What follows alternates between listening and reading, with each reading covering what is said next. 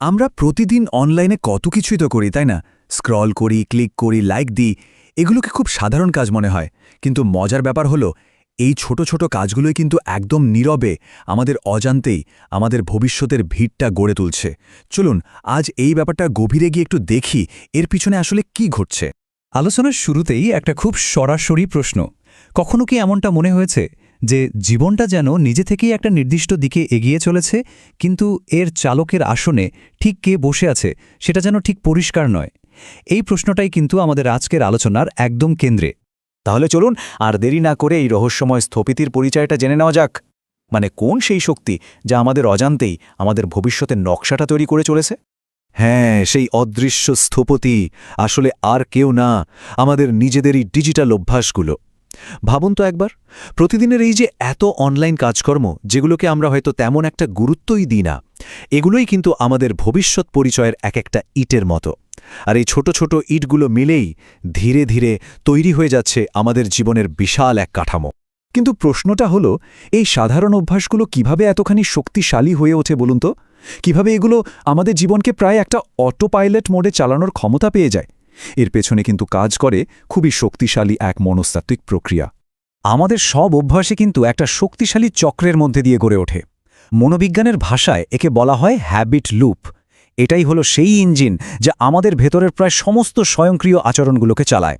আর জানেন তো, আধুনিক ডিজিটাল প্ল্যাটফর্মগুলো এই চক্রটাকেই দারুণভাবে ব্যবহার করে আমাদের মনোযোগ দিনের পর দিন ধরে রাখছে। একটা খুব সাধারণ উদাহরণ দিলেই পুরো ব্যাপারটা পরিষ্কার হয়ে যাবে। ধরুন, ফোনের নোটিফিকেশন বাজার যে শব্দটা, ওটা হলো একটা ইঙ্গিত। সাথে সাথেই মনের মধ্যে যে একটা তীব্র জানার ইচ্ছা জাগে, কে মেসেজ দিল বা কি নোটিফিকেশন এলো, সেটা হলো আকাঙ্ক্ষা। এরপর ফোনটা হাতে তুলে অ্যাপ খোলার কাজটা হলো প্রতিক্রিয়া। আর সব শেষে বন্ধুদের পোস্টে লাইক দিয়ে বা কোনো মজার ভিডিও দেখে যে সামান্য ভালো লাগার অনুভূতি হয়, সেটাই হলো পুরস্কার। এই চক্রটা যতবার ঘুরতে থাকে, আমাদের অভ্যাসটাও ততটাই গভীরে যেতে থাকে। বেশ, তাহলে তো বোঝা গেল অভ্যাস কিভাবে তৈরি হচ্ছে। কিন্তু এই যে অটো পাইলট অভ্যাসগুলো, এগুলো আমাদের ভবিষ্যতের জন্য ঠিক কী ধরনের ব্লুপ্রিন্ট বা নকশা তৈরি করছে? চলুন এই ডিজিটাল নির্মাণের সম্ভাব্য ফলাফলগুলো একবার দেখে নেওয়া যাক। আমাদের ডিজিটাল জীবনে দেখুন মূলত দুটো পথ খোলা থাকে। একটা হলো সক্রিয় অংশগ্রহণের পথ, যেখানে ডিজিটাল মাধ্যমকে কাজে লাগিয়ে নতুন কিছু শেখা যায়, নিজের দক্ষতা বাড়ানো যায় বা কোনো কিছু তৈরি করা যায়। আর ঠিক তার উল্টো দিকে আছে নিষ্ক্রিয় ভোগের পথ, যেখানে শুধু কন্টেন্ট ভোগ করা হয়। যেমন ধরুন ঘন্টার পর ঘন্টা স্ক্রোল করা বা একের পর এক ভিডিও দেখা, যা আমাদের সময় আর মনোযোগ দুটোই শুষে নেয়। আমাদের অভ্যাসে কিন্তু ঠিক করে দেয় আমরা আসলে কোন পথে হাঁটছি। এই যে নিষ্ক্রিয় ভোগের অভ্যাসগুলো, এগুলো কিন্তু আমাদের পেশাগত জীবনে সাংঘাতিক প্রভাব ফেলে। এর ফলে কি হয়? কোনো একটা কাজে গভীরভাবে মনোযোগ দেওয়ার যে ক্ষমতা, সেটা কমে যায়। নতুন কিছু শেখার যে গতি, সেটাও অনেক ধীর হয়ে পড়ে। আর কাজে মনোযোগের অভাব তো বাড়তেই থাকে। সব মিলিয়ে ক্যারিয়ারের উন্নতিতে একটা বড় বাধা তৈরি হয়। শুধু কাজই নয়, মানসিক স্বাস্থ্যের ওপরেও এর প্রভাবটা বিশাল। ক্রমাগত অন্যের সাজানো গোছানো জীবনের সাথে নিজের তুলনা করাটা মনের উপর মারাত্মক চাপ তৈরি করে। উদ্বেগ বাড়ায়, স্ক্রিন টাইম বেড়ে যাওয়ায় মনোযোগ দেওয়ার ক্ষমতা কমে, এমনকি ঘুমের চক্র নষ্ট হয়ে যায়। মানে এই ডিজিটাল অভ্যাসগুলো আমাদের অজান্তেই আমাদের ভালো থাকাকে ক্ষতিগ্রস্ত করে চলেছে। তবে সবচেয়ে বড় আশার কথা কি জানেন? এই পুরো নকশাটা বদলে ফেলার ক্ষমতা কিন্তু আমাদের হাতেই আছে। পরিস্থিতি যতই হতাশাজনক মনে হোক না কেন, নিয়ন্ত্রণটা ফিরিয়ে আনা সবসময়ই সম্ভব।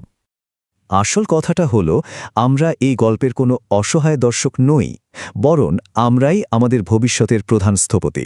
প্রতিটি সচেতন সিদ্ধান্তই পারে আমাদের এই ডিজিটাল ব্লুপ্রিন্টটাকে নতুন করে ডিজাইন করতে এবং আমাদের জীবনকে একটা সঠিক পথে নিয়ে আসতে। নিয়ন্ত্রণটা ফিরিয়ে আনার জন্য কিছু দারুণ কার্যকর কৌশল আছে।